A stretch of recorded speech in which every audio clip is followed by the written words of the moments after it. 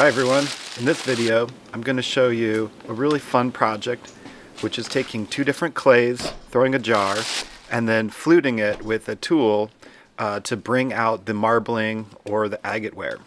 So to start, I am wedging a white stoneware and rolling it into kind of a cylinder and cutting it. This is about 5 pounds of clay. I'm cutting the different sections, and then I'm going to stack them together with a dark brown stoneware. What I'm not showing you in this process is that each of these balls of clay was wedged about 50 times to make sure that there's no air bubbles and everything is homogenized. Here I'm flattening out the dark clay and cutting it, and I'm going to start stacking it. I'm putting alternating layers of clay, and that is going to give me the pattern that I'm looking for. You can definitely play around with this. You can use a thinner, kind of smaller amount of the dark clay, thicker, try different ways of applying it. I have some other videos where I do different sort of ways of organizing the clay to get different results. But in this one, I'm just stacking it up.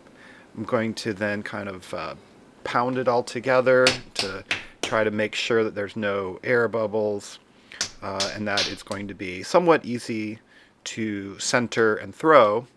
The thing about it though is you can't do really much wedging beyond this point unless you want to start changing the way that the bands of clay, the different colors are organized. So like I said, I'm using a white stoneware here. A porcelain would be probably higher contrast with the black clay. But use whatever you want. You could use any sorts of clays. The key is just to have some contrast in there to bring out the marbling or the agateware effect. So now I'm on the wheel. The total amount of clay was about 6 pounds, so about 5 pounds of the white clay, 1 pound of the dark brown clay, and I am centering it, doing kind of one cone up to kind of get it organized, but I don't want to do my normal my normal kind of approach is to do 3 cone up and down. This time I just did one, then I'm going to go ahead and open it up. It is a little bit uneven, not as organized as I'd like it to be. That is one challenge of working with marbling clay or working with two different clays that you don't want to wedge too much. You can't quite see it. I'm sort of just opening up the bottom there with my thumb, getting the clay organized into the base and the wall.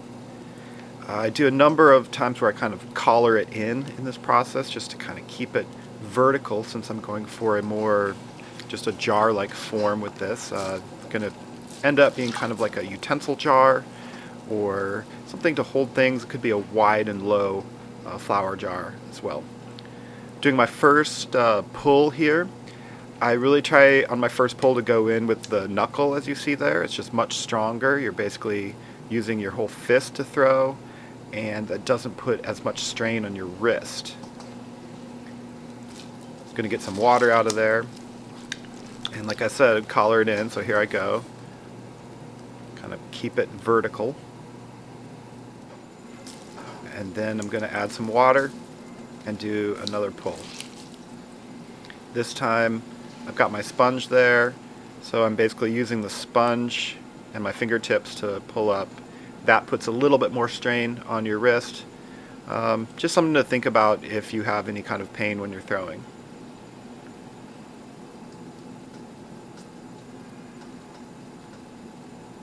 You can see in this working with multicolor clay that it does kind of start to move around on you. That can be a really cool effect. In this case, we're going to cut into it and we'll see what's on the inside. Adding a little rim there at the top, and then coming back with a metal rib to remove slip and to remove any kind of throwing marks and even out the wall.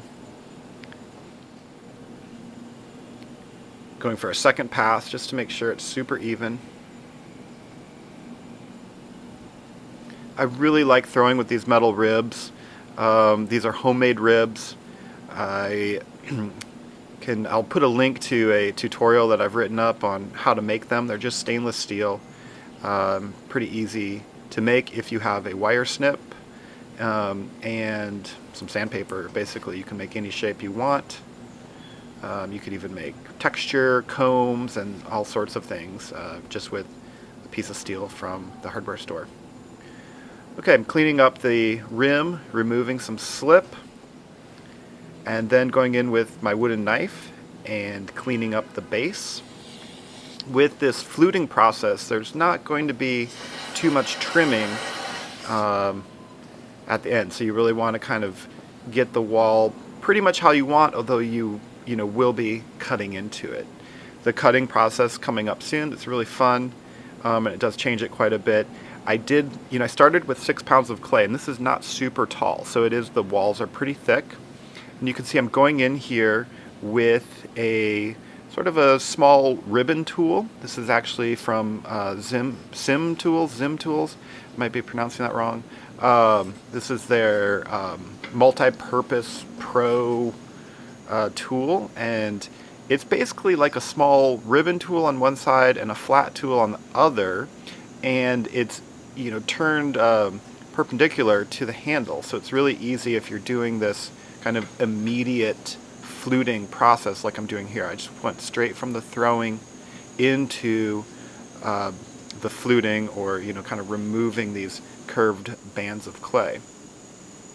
And you can see it's the 3 layers of the dark brown clay are coming out in there, and maybe that middle band was a little bit thicker. It's always a bit of a mystery of how the clay is going to turn out, and that's kind of the fun of it and also the challenge. So you can play around with how you're stacking the clay and see what kind of patterns you can get and really come up with something on your own. But this fluting process does really result in something quite unique and quite different from a normal sort of marbling or Agateware process. I'm not going to show it in this video, but once this dries, you do want to go in and clean up some of those edges, some of the burrs. You want to sand it lightly, and then of course after it is bisque fired, you can sand it much more aggressively. The main thing I'm worried about here as I'm doing this process is not cutting through the walls. So I do know that the way I threw it, it was just a little bit thicker on the bottom, so you can see that there's a lot more clay that I can take out there, and just trying to keep it somewhat even and just really bring out that specialness of the Agateware and fluting process. Okay, I've gone all the way around there. I've got sped it up a little bit so that this video didn't take a half hour to watch.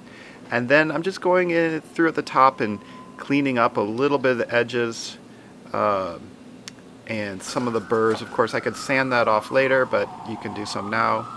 Taking my wooden knife and cleaning up the base. This kind of eliminates, the need for maybe some of the trimming, though you can still trim it later when you can flip it.